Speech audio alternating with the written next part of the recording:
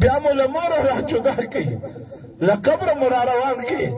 نو بیا چې حضور لوی سو د مور ارمان پاته و ده به کله کله دا ویل چې الله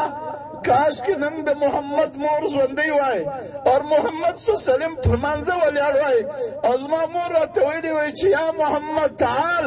راشه ما به قسم دې سلام پکې ګرځولی او ما به لبیک یا امې ای مورې څه وایې زه به در تا ته حاضر یم نن انسانانو د مور څو قدر کړی دی په معاشره کې ښځه ګرانه سوه قسم دې دې ځوانانو ته وایم چې نن واپس واستئ که تاسې د مور پښې پرېنځولې او دا اوبه مو وڅښلې دغه به ستاسې د مغفرت ذریعې جوړه شي دا د جنت اسباب دي د پلار احترام د اهل علم احترام حضور حضرت عباس د حضور اکا دی د یو کعب د حضرت کعب د یو لوی عالم پر کور ته راغی یو مسله یې ځین پوښتله دا مسلې په پوښتلو په وخت کې د مسلې د پوښتلو په وخت کې هغه حضرت کعب چې دی یعنی هغه عالم هغه ورته و دی پر دروازه ورته ودرېدی انتظار یې وکړئ چې هغه راکښېنستی چې داسې وکتل چې د حضور اکا حضرت عباس ته ویل استغفر الله ته خو آل رسول قریش تا به حال را کړی وای زه به در راغلی وایم نه ما له حضور علیه السلام اورېدلی دی چې د عالم مثال په امت کې د نبي دی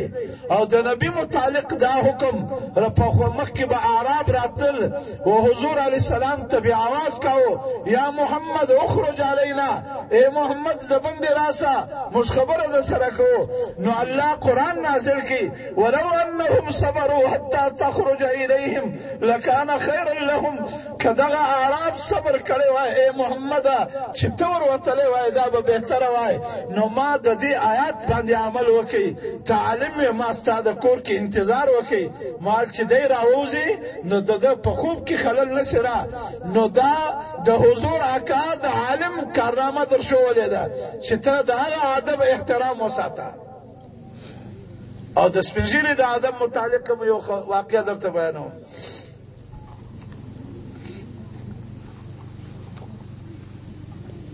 حضور علیہ السلام په مجلس کې حضرت عمر ناستو اور حضرت ابوبکر صدیق ناستو رضی اللہ عنہ حضرت عباس قریش غصه کړي و را روانو د حضور اکا دی نبی علیہ السلام و ابوبکر ته وی چې ابوبکر د ازما اکا دی عباس او غصه معلومه را روان دی سپین کالی اغوست دی بیا به د اولاد د عیسیت کالی اغوندي دا خبره ورته وکړه ابوبکر پوسو حالانکه په اسلام کې ورسته داخل شوی دی او قربانی په اسلام کې ورسته ده لیکن مشر دی د حضور اکا دی چې را نږدې سو ابوبکر د حضور له مجلس لري سو چې لري سو او هغه ته ځای ورکړي حضور علیه السلام اهل الفضل یعرف اهل الفضل ابوبکر الله د لتا راضي سي تازما د اکا احترام وکړي اهل الفضل یعرف اهل الفضل د فضیلت والا او د فضیلت والا در معلوم دی نو وای چې بیا حضرت عمر حضرت ابوبکر صدیق سره کښېنستو حضور علیه حضرت عباس خبرې شروع کړې په زوره ګاډي حضور علیه السلام आवाज اول په زور و بس بیا وروسته د حضور आवाज بالکل پس او تر خولې आवाज نه راخاطي دا وجه داسې ورنږدې کړی و څوکه خبره کوله حضرت ابوبکر صدیق او عمر ته وویل چې خیال مدار علی چې کېدلی شي د حضور پر زړه باندې چې دی دغه راغلی یعنی یو درد راغلی حضور आवाज نه راخیږي ابوبکر هلته په ژړا سو چې یا الله پر حضور څه تکلیف راغلی چې فورا حضرت عباس ولاړ شو ابوبکر ورغلی والفداک ابي و امي ستا د زما مور پلار قربان سي आवाज د څه له پس شو د ویلې چې حضرت عباس را رسېدلی نه و جبرائیل علیه السلام راغلی و ما ته ویل ای محمده د حضرت عباس عباس په مخ کې आवाज داسې کښته کا لکه وصحابو ته چې حکم دی چې ستا په مخ کې کښته کې فانه سن ابيه دا ستا د پلار شاخ دی یعنی دا داسې دی لکه پلار په احترام ورته ګاږه نن و نبی ته دا حکم دی چې د عباس په مخ کې आवाज کښته کا دا مشر دی نو ما او تا مشرانو څو احترام کړی دی د استادانو څو احترام کړی دی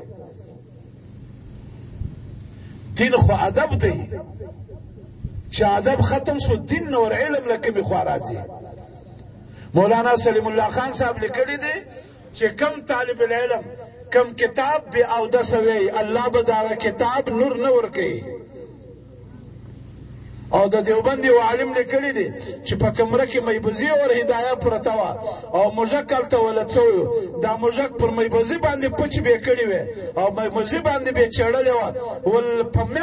میاشتو دا موږک و هدايه ته نه دی ورنږدې شوی کم علم مولانا سعد صاحب د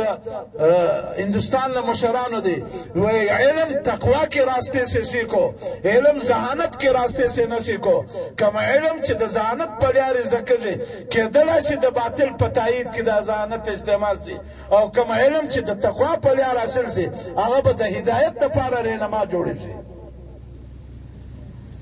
علم په بې ادبۍ نه زده کېږي علم په ادب زده کېږي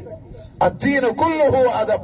عبدالله ابن مبارک وی شل کالم ادب زده کوي په لس کالم کې ما علم زده کوي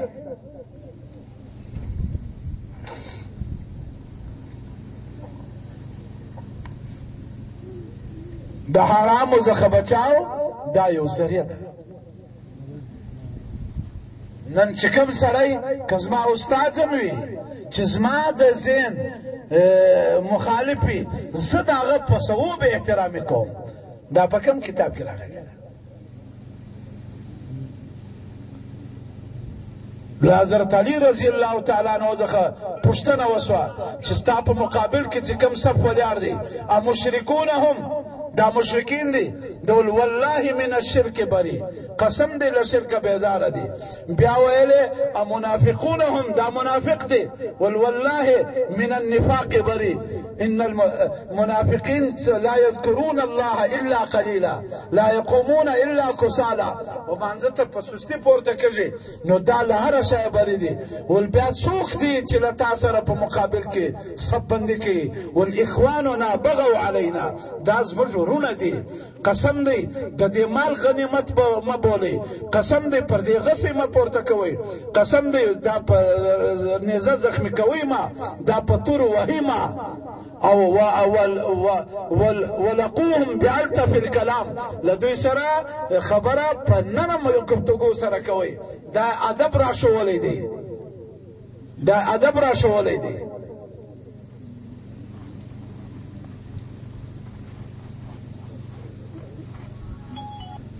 امام حسین رضی الله تعالی عنہ تیرې دی دا عمرو ابن العاص زوی عبدالله ابن عمر ولیاړو صحابه ورته ول په دې شک کې څه وی ول د ځکه پر مخ کې و الله ته محبوب انسان دی لیکن زه د په سب کې نه ولیاړ زه د معاویه په سب کې ولیاړو او د په باره کې څه جملې استعمالي وی دا هغه انسان دی چې د ځکه پر مخ و الله ته محبوب دی خو زما پرای کې د په سب کې نه وم اغول زبتا ور ولما ستا بدګماني بلې ستا شکایت شکو بلې لري ولته ما ور ولا چې دنه ور وستي حضرت حسین سره خبره وسوه ول بیا نو تصله ولاړو چې ته په مادم باندې د داشه ګمان دی او ته الته په عصب کې څله ولاړو ول وجه داوا چې ما ته پلار واده راوکي او له واده سره بیا ما چې به د ماښام نیت وتاړی ما د نوې واده الان کې ونی واده ته د زموږ کېدلی شي چې هغه مونځ موږ ته پرېږدو د ماخستن نیت وتاړی چې زه به 2 رکعاته وکړم خو د الله د تعلق انسانو په قرآن کې مزه وراله د سهار اذان پر وسو د سهار اذان چې پر وسو له اذان وروسته بیا چې اذان وسو له اذان وروسته بیا دا بله ورځ بیا دا ډول نیت وتړئ تر سهاره دا بله ورځ نو پلار چې ورغلی له ښځې پوښتنه وکړه مژندې چې عبدالله څنګه سړی دی ول عبدالله ډېر ښه سړی دی ماښام نیت وتړي سهار سلام په ګرځوي هغه پوه سو چې د ازدواجیت حق یې نه دی ادا کړی نو بیا حضور علیه الصلاة والسلام ورته وویل ولزوجك عليك حق ولنفسك عليك حق ولعينك عليك حق ولربك عليك حق د ښځې حق دی د ځان حق دی د سترګو د ودېدو حق دی چې هغه ادا کا او د رب حق دی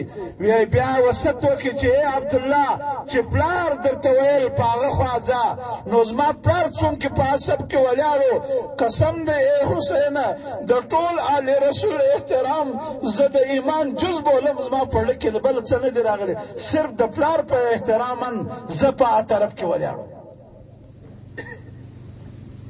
مولانا سعید احمد خان صاحب رحمت الله علیه 40 کاله د حضور په روضه کې تیر کړی دی یو جید عالم دین دی د هندوستان او د تبلیغ د قافلې د عربو مشرو د په یو کتاب کې لیکلی دی چې اختلاف رایه په دغه درجه کې چې د مخاطب ادب ستا په زړه کې وي دا مضر نه دی او که چیرې ته د هغه د تانو د تشنیع ذریعه جوړه شي نو دا د ایمان د زوال چې دی سبب جوړېدلی سي او پرایه کې خپل پرایه کې د دغه امکان ساتل چې د مقابل رایه کېدلی سي حق سي دا د ایمان جز یې لیکلی دی چې صاحب وحی په اسارای بدر کې د بدر په قیدیانو کې د صاحب وحی حضور د ده رایه صحیح نه وه د عمر رایه صحیح سوه خپل رایه خپل چې دی پر دې نو دا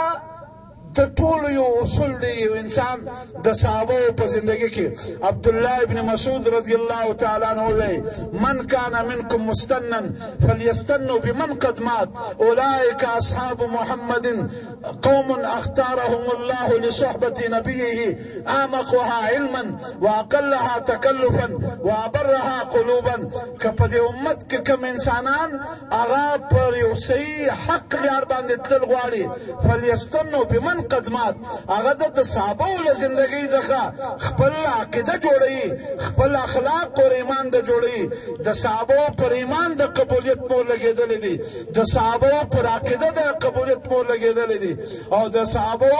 ایمان معیار حق دی فإن آمنوا مثل ما آمنتم به فقد اهتدوا د صحابه اخلاق د صحابه زندگی معیار حق ده نو په وخت د ګوري او اولئک اصحاب محمد دا د حضور مرګري دي تر ټولو پاک روح والاو تر ټولو کیره علم الله ورکړی دی تر ټولو ذات چې دی الله و دوی ته د بې تکلفۍ زندګي ورکړې ده موجوده یو سړی له فتنې خالی نه دی نو ما او ته د الله شان دی نن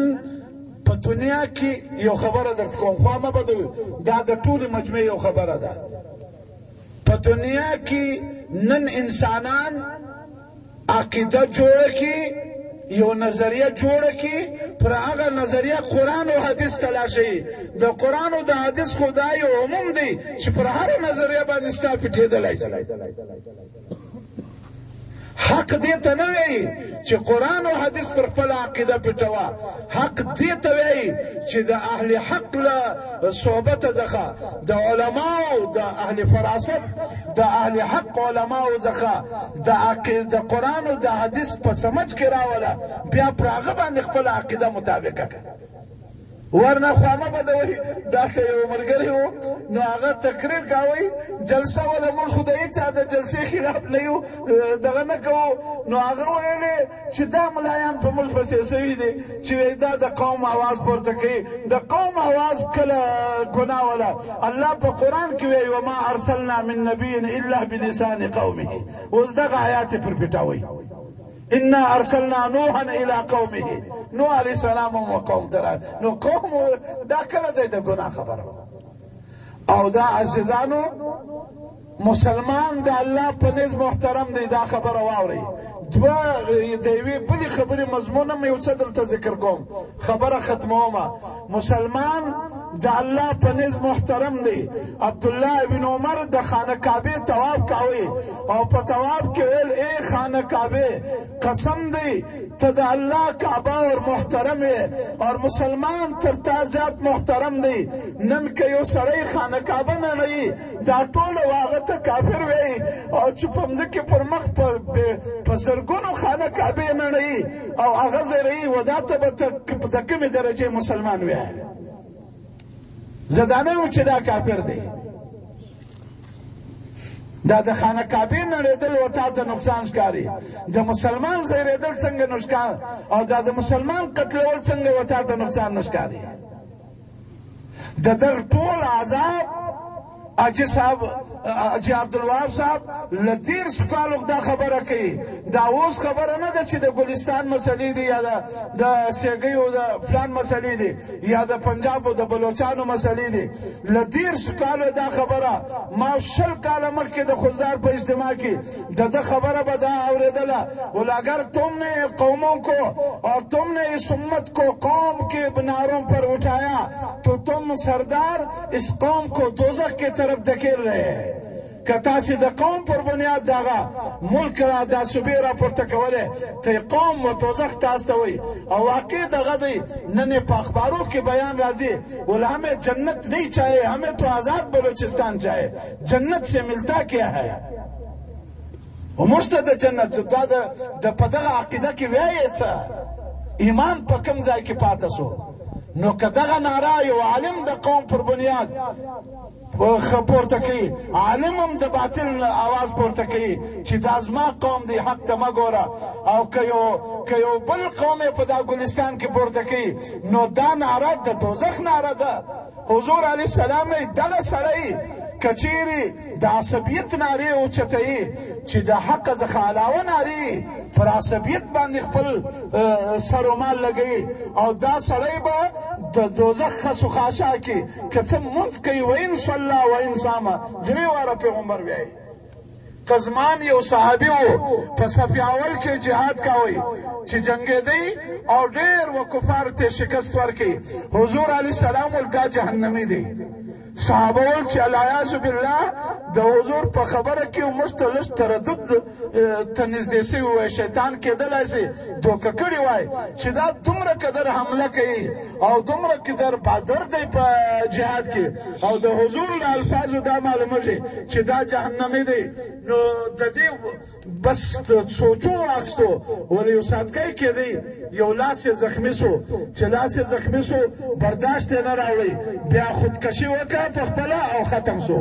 نو صحابه و رسول الله صلی الله علیه وسلم ته وجه سوه ول دغه له مقابله سره د اسلام په نامه نه جنګېدی هغه د ده قوم نو ده خپل د قوم په حمایت کې مقابله کوله او دغه بنیاد د نفاق دی نن د حضور پر امت باندې څوک وځاړي د یو غله لاس پرې غل د حضور علیه السلام مخ ته راوستی نبی علیه السلام ویلې لاس یې پرې کړي صحابه و چې لاس پرې کوي حضور علیه السلام زړل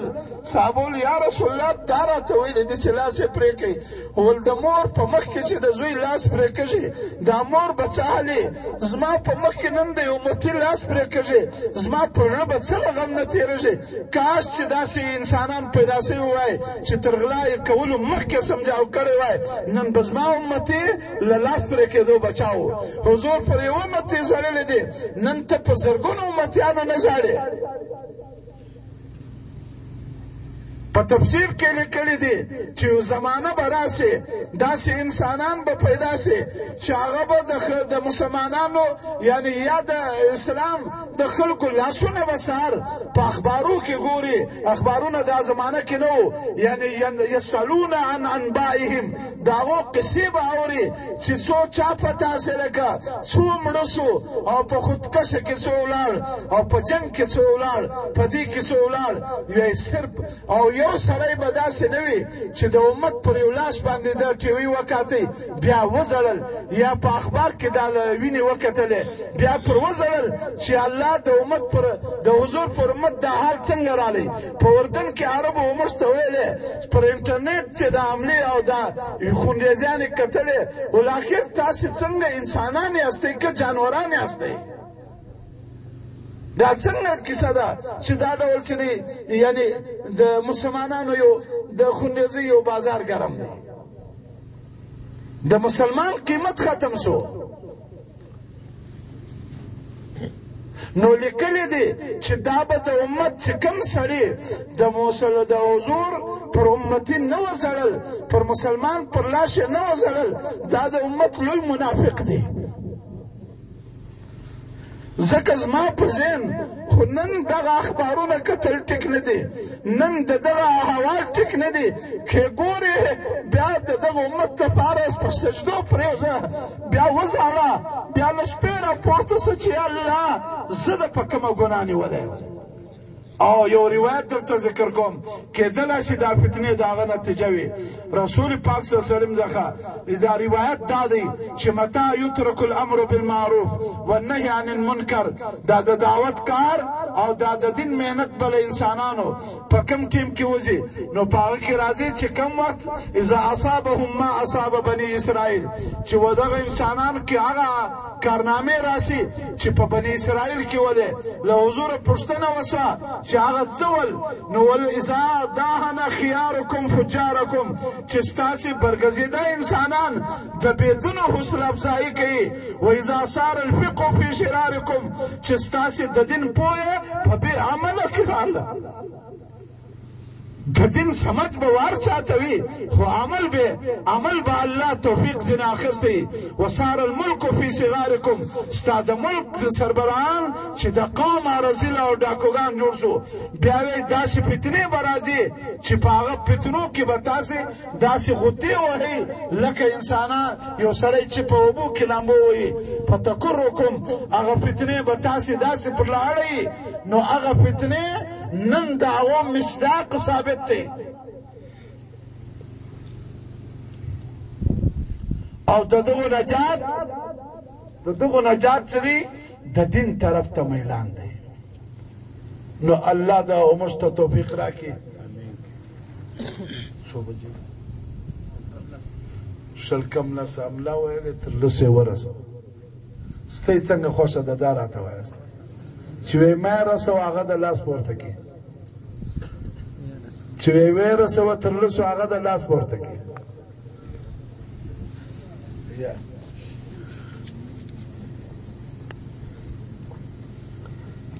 دا خبره درته کوم چې الله دا دیني ادارې دا یو نعمت دی او له هغو علماو څخه هم دا گزارش کوم چې دا د دعوت محنت په دې امت کې دا یو لوی نعمت دی علما کچیری خپل یو سره تللی نشي د علما د دغو حق حمایت وکړي د دوی په ترغیب چې انسانان د حق طرف ته ځي الله به وده ته په مسجد کې د هغو اجر ورکوي د علماو خپلې لوی ذمه دارۍ دي لیکن دغه انسانان زه په یو قصه درته ذکر کوم زه زمبیې ته ولاړم ضرورت دوی واقع درته بیانوم بس خبره خلاصوم که لس وی که کمې وي په توجه یې واورئ یو ملک ته ولاړم او دس مکاو شپېته اویا نجونه او شپېته اویا کسان راته ولاړو ما اودس کاوه هلته چې دی د ښځې په مسجد کې لمونځ کوي په انډونیشیا کې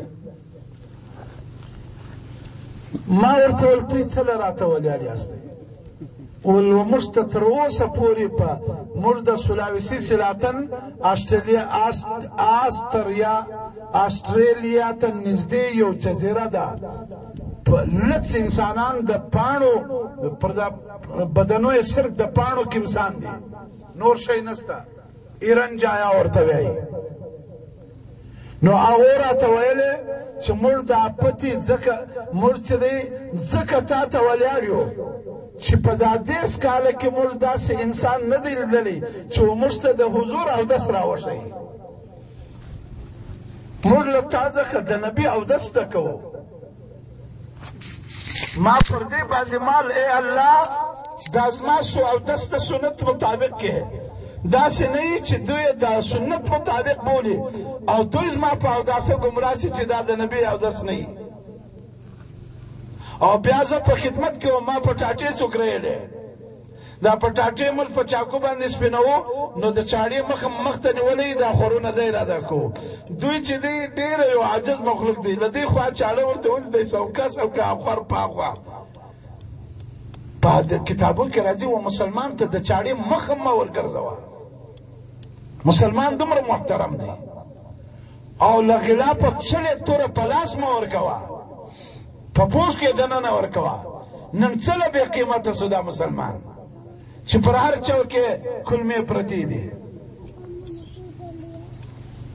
آخر مسلمان دا قیامت هم د چا په ذهن کې شته چې مرګ دی او قیامت دی او بیا یو حساب و کتاب هم شته. نو بیا ما ورته ویلې، دوی راته ویلې چې د حضور علیه السلام په پټاټو سپینولو کې دا ډول سنت دی چې چاله لا خوا ورته نیسه. مال په دغه سنت یې زه نه یم خبر چې پټاټو کې څه ډول سنت دی. دا ما د تجربې خبره ده. دا یو طلب دا نشانه ده چې په دغو انسانانو کې د حضور د زندګۍ یو طلب و. په لوساکا شهر کې یو اجتماع وه. له اجتماع وروسته بیا موږ یو سړي راته ویل که ته دا غواړې چې د حضور د زمانې مسجد په ما ووینه نو 20 کیلومتره لرې په ځنګل کې د حضور علیه السلام د زمانې مسجد به زه په تا وینم. مال ضرور یې په راوینه. نو هغه مسجد دی وروستو. نو هغه مسجد له چې وروستو چې ورلو 20 کیلومتره په ځنګل کې ولاړو چې ورلو یو مسجد و. په هغه مسجد کې چې دی بالکل عریشن کا عریش موسی یو چپرو د درخت یې جوړ کړی و او ډیوه پکې لګېدلی، د تیلو څراغ پکې لګېدی، سر د چت ته رسېدی چې باران به وشو نو په کیچړ کې به د سجده لګوله. نو دا 2 رکعات هم پکې وکړو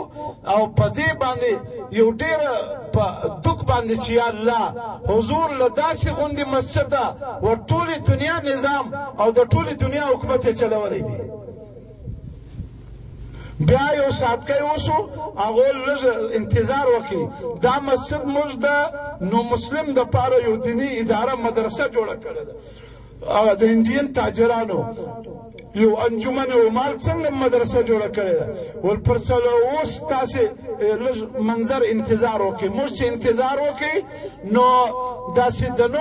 9 بجو خواته له دې ځنګله څخه واړه واړه توران د افریقن توران تور بچیان راوتل.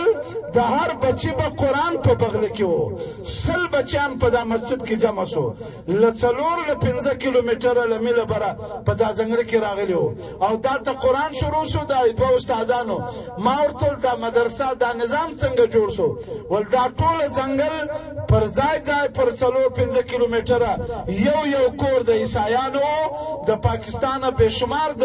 او د کال جماعتونه رال په دې ځنګلو کې وچلیدل او د ځنګلو پاڼې وخوړلې او الله دا ځنګلو والا دا کورونه مسلمانان کو. بیا موږ د دوی لپاره د بچانو لپاره د قرآن تنظیم وکړي او خرچه موږ برداشته وو. یو 2 توران نو مسلم استادان ورته نیولي دي، هغه و دغو ته قرآن وایي. نو ته دا راته وایه د دې نقل و حرکت فایده چې د افریقې په یو ځنګل کې د کوچني ماشومانو په بغلو کې قرآنونه د دغه محنت په برکت سره الله ورکو. بیا یو بچی و ما ته وزړل ول ته په دین په مسلو خبرې مال وو. ول زما کور پر 4 میله باندې دی. موږ یو پوره خاندان مسلمان سوي یو لیکن د یو نوم چې دی هغه د مسلمان نه دی، د ټولو نمونه د عیسایانو دی. موږ دا نه غواړو چې د قیامت په ورځ بیا مسلمان د عیسایي په نامه باندې راوبلل سي. د الله دپاره له موږ سره ورسه و موږ ته د اسلام نمونه راوښیه او زه به هم په پښو د موټر لیان نسته نو 4 کیلومتره له دې خوا په ځنګله کې 4 لا خوا ما ملګري ته وویل چې درځه ورسره ولاړ شو موټر قرباني به وکړو ټول په ځنګله کې د حیوانات زما مال دوی خو هم کې اوسې که د قیامت په ورځ حضور علیه السلام صرف دا سوال وکړي چې مولانا صاحب فلان صاحب زما یو ماشوم امتي درته وژړل چې پر موږ د اسلام نمونه کښېږده تا د خپل راحت سره خیال وساتئ د دې خبرې جواب به څنګه ورکړو موږ وله ولاړو او قسم درته وایم د علماو د دیندارو مجمع ده په قسم درته وایم له ماپښینه له سهاره ورته ودرېدلو تر مازدیګر هم دا نمونه ورښول ستا نوم عبدالرحمن دی ستا نوم ابوبکر دی ستا نوم عمر دی ستا نوم فاطمه ده ستا نوم رقیه ده ستا نوم سمیه ده او ستا نوم چې دی عایشه ده دا نمونه مرشول او دا بچانو هغه نور راوستل او مور به راوستل ښځو ټوله د کلي ښځې راجمع وې کوچنیان راجمع وو مشران راجمع وو بیا چې وې دا نمونه ور زده کړو بیا به ډېر ژړل دا مور دا نجلۍ ما ویل اوس ولې ژاړي اوس هم نه مو زده کوي ول دا اوس له خوشحالۍ ژاړي ترجمان وایي چې الله ما ته د په ځنګله کې د عایشې نوم راکړي د فاطمې او د ابوبکر نوم د راکړي دا د څومره ښه راسره وکړو ما ورته ویل قسم دی 35,000 روپۍ لګېدلې دي چې دا د یو د دوی ژړا او خوشحالي زما او ستا د نجات ذریعه جوړېدلی شي د دغه نقل حرکت لکه ما چې دا نورو منافع درته بیان کې دا درته وایم چې د دغه نقل حرکت هم په امت کې دومره فایدې دي چې په ځنګلو کې په مرکز کې زما پر څنګ باندې یو ډېر خوبصورت انسان دی د روزې میاشت وه د روزې 15مه وه که 14مه وه ده به ما ته ویلې چې د روزې 15مه که 14مه وه ده به ما ته ویل چې راشه له ما سره فیصلمۍ وکړه زه چې ورسره کښېنستم مال ته د کم د جامع ازهر فارغه د کومې مدرسې د په عربي راته انا لص کبیر ومن قريه اللصوص زه لوی غل یم د غلو له کلي یم زه عریان کم مال ته څنګه غل یې ول د غرو له کلي ول مولوي صاحب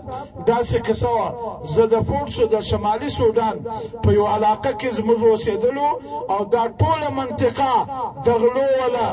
او دا د ډاکوګانو وله او دا د عیاشانو وله او له دغه ځایه د ټول ملک ډاکې ول کېدلې او تشکیلونه کېدل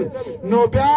یو جومات د بنګلادیش غا دې کلي ته رالی زه په مخه ورغلم مال له کومه ځایه استئ ول له بنګلادیش یو مال څنګه ول دې علاقې ته راغلی یو تشکیل نو مال بسترې به هم باقي نه وي او دغه دولت به هم باقي نه وي او دا ستاسې چې دی عزت به هم باقي نه وي دا خو د غلو د ډاکوګانو ځای دی د ټول ملک ډاکې له دې ځای ول کېږي ول په ډاکه کې دا نقشه و موږ ته تر دې ښه معلومه ده چې دا د کوم چا ډاکه ده خو هغه مشرانو ویلې خپلې زندګۍ قربانېدو ته څوک تیار دی چې د دغه غلو د جهنم د نجات څه دی فکر وکړي موږ چند کسان ولاړ شو چې موږ خپل ځان قربانېدو ته تیار یو او که دغه غله زما زموږ په ذریعه د نجات له دغه خبرې توبه رجوع کوي نو موږ هغه ځای ته ځو موږ خو سرونه پر سر راخیستې دي موږ دا غواړو چې ستۍ الله د جهنمه نجات وکړي ول هغه راته ویلې بیا راځه زموږ له مصر سره خبره وکړه چې ورلو یو مصر مجمع ناسته وه یو لوی غټ بریتور ناست و نوم یې بابو پیژنې په عربي بابو یو لوی سړي ته ویل ول هغه بابو ته دغه جومات ملګرو وژړل هغه ول څنګه راغلي یاستئ دوی ورته وژړل بنګلادیش والا د زړو نرم دی چې ویې ژړل بیا ول څه غواړئ ول دا غواړو چې ته زموږ سره دا ټوله مجمع دا مسجد ته 3 ورځې موږ راغلي یو زموږ خبره واورئ هغه ول بالکل بیا زړونه څوک بدلوي الله د ډاکوګانو مصر او هغه ورسره رال 3 ورځې د دوی په بیان کې چې کښېنستل هغه بیان شروع کړي د ده ژړا شروع شوه ان قلوب الناس بین اصبعي الرحمن یقلبها کیف یشاء د انسان ګوتې د انسان زړه د الله د دوو ګوتو په منځ کې دی بلا تشبیه اور څنګه چې اړوي الله په منټو کې بدلولی شي دغه لوی بابو ډاکو زړه بدل شو ژړلی بیا ول څه کول غواړي ول بس دا درې شپې زموږ په اعمالو کې شریک سي، په تعلیم او په اعمالو کې 3 شپې شریک سو او چې توبې یې وکړې چهرې یې بدلې شوې. جومات سهار ځینې ولاړې، دا ډاکو ما ته دا واقعه بیانوي چې جومات له دغه ځایه ولاړې، موږ جومات څه پېژندی؟ ول قسم دی مولوي صاحب دا هغه مجمع مسجد له راغلې وه چې په 15 کاله کې دوی و الله ته سجده نه وه لګولې، او د دغه مسجد پړوسیانو او د ټول ملک ډاکوګانو. نو وی بیا چې دا جومات ولاړې سهار دا بابا وایي چې درځئ مسجد له مونځ وکړو، چې مونځ مو کې په جومات وی هغه خلک چې راغلي وو هغوی یو مونځ بل کاوه د اشراق کا، وی موږ ودرېدو دا د اشراق پر مانځه چې دی پر ولیاړې ودرېدی زړه یې شروع کړه، بیا پر رکوع زړلې، موږ ورته ناست وو په سجده سو چیغې ولې، په 2 رکعت کې زړل، 2 سجدې له چې لاړې اشهد ان لا اله الا الله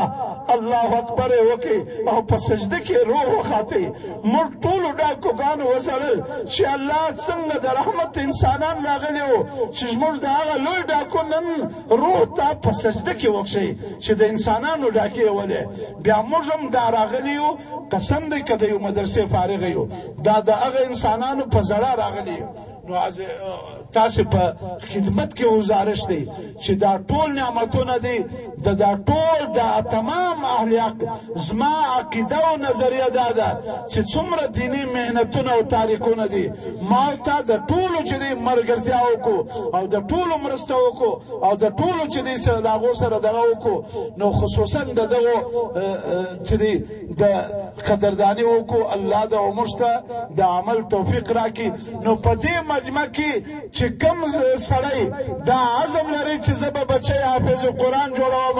واده یې کړی که نه یې کړی او په زړه سره اراده ده انشاءالله که 1000 کسه ناست دي نو 1000 بچیان چې عالمان جوړ سي حافظان، دا به معمولي خبره نه وي. ته نیت ورته وکړه جوړوي به الله، چې د چا پوخ نیت دی هغه د لاس پورته کړي چې زه به بچی حافظ او عالم جوړوم او د دینی مدرسو به مدد کوم او د علماو به احترام کوم، د اهل فضل د اهل ذکر به احترام کوم. صحیح ده که نه ده صحیح؟ او د هر مسلمان به احترام کوم. د پیغمبر علیه السلام یې چې الله زما پړل کې د یو ایمان والا کدورت ما اچي ولا تجعل فی قلوبنا غلا للذین آمنوا، ای الله د یو ایمان والا کدورتم پړل کې ما اچي زما پړل کې. او صحابه ته وایي د یو سړي بد اخلاقي ما ته مه بیانوئ، زه دا غواړم چې له ټولو د خزما سینه صفایي. د ابو دجانه د مرګ پر ټیم باندې د مخ رڼایه د زکندن پر ټیم باندې د ابو دجانه رضی الله تعالی عنہ لکه نمر دومره روښانه سو. صحابه و حضور ته ول یا رسول الله مخ یې ډېره روښنایي وکړه. ول په ابو دجانه کې دوه چې دی خاصیتونه وو، یو ابو دجانه په زړه کې له تمام مسلمانانو سره محبت درلودی او بل ابو دجانه په زندگی کې خپل وخت په لایانی کې نه دی ضایع کړی. الله د ده په بخ باندې د زکندن په ټیم کې نور راوستی. الله د داسې مجلسو قدردانی راکړي او الله د عمل توفیق راکړي. واخر دعوانا ان الحمد لله.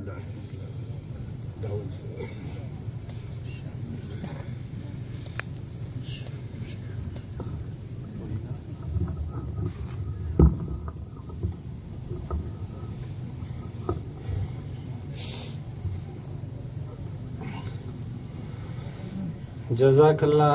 دا زموږ مهمان خصوصي حضرت مولانا محمد عباس صاحب ستاسو په مخ کې ښه علمانه وینا وړاندې کړه. اوس حافظ سید محمد صاحب ته بلنه ورکوم چې هغه راستاسو مخ کې یو شعر وړاندې کړي. حافظ سید محمد صاحب.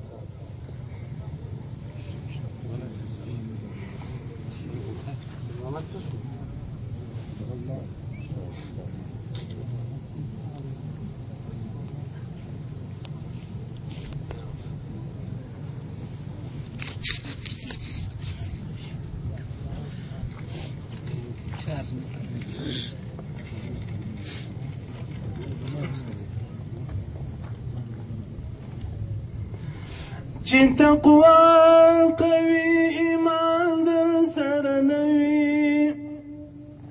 خپل اعمال چې پر میزان در سره نه وي، هلته مور او پلار له زویه وي بېزاره، فایده نسته چې قرآن در سره نه وي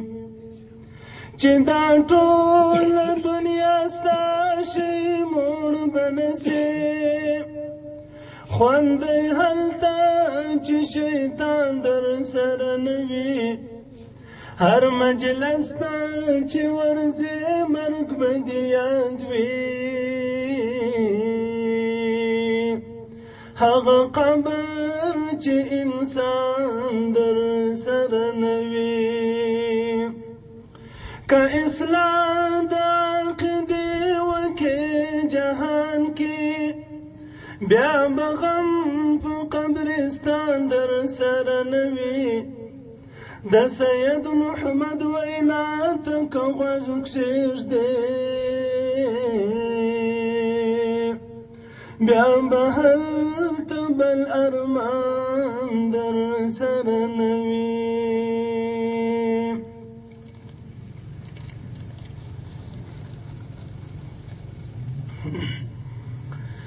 چرته چې قدم ږدې پر دې ځمکه هر بیبان ګوا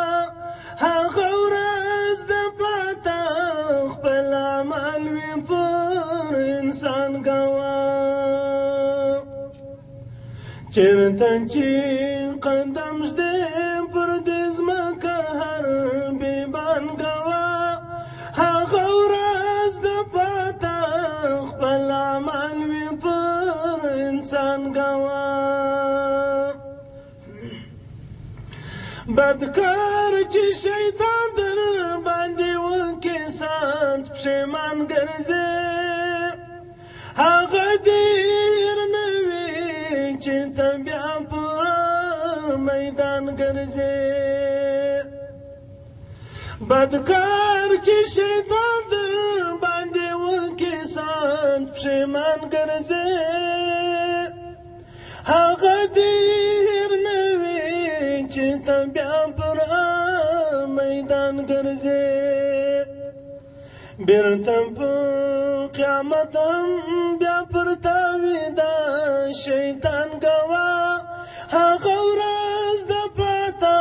خپل عمل وي پر انسان ګوا چرته چې قدم ږدې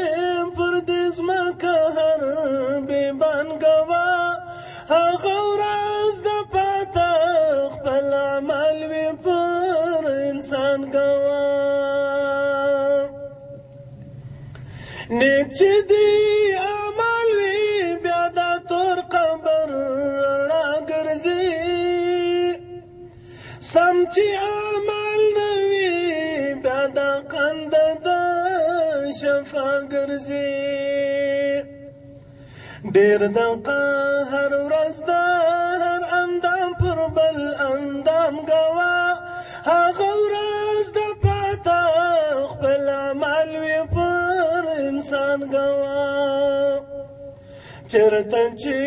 قدم ږدې پر دې ځمکه هر بیبان ګوا هغه ورځ د پاته خپل عمل وي پر انسان ګوا مدرانه وپیټی د ګناه پر دې دنیا ګوره هر ساعت د مرګ دی دغه هلته په رښتیا ګوره خپله به اقرار کړې چې پر ما نن ټول جهان ګوا هغه ورځ د پاته خپل عمل وي پر انسان ګوا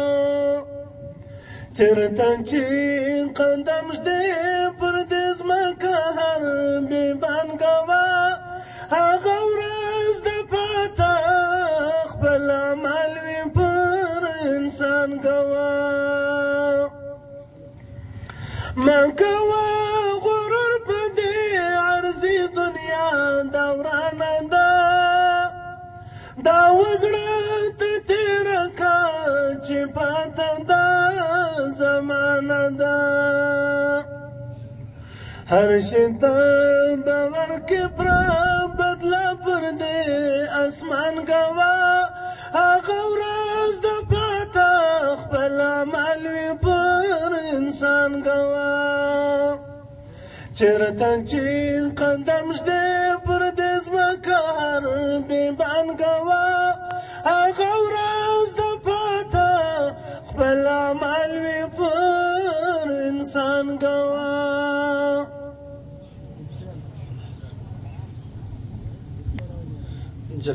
جزاک الله دا حافظ سید محمد صاحب چې په مخ کې خور نعت پیش کړي. اوس به خدای کول باقاعده د سهاربندۍ پروګرام وي او د حفوظ کرام چې دي د هغو پر سر به د فضیلت تاج پګړۍ پر سر کېږي. د هغه بعد به انشاءالله په جماعت سره لمونځ وي. د هغه بعد د مدرسې د طرفه د ګولې بندوبست شوی دی. انشاءالله بیا به ډوډۍ وي، دعا به وي، بس رخصتي به وي. او د کلي د ځوانانو څخه دا خواست دی چې هغه د خدمت لپاره د علاوالدین سره رابطه وکړي. نو اوس به د سهاربندۍ پروګرام شروع کېږي.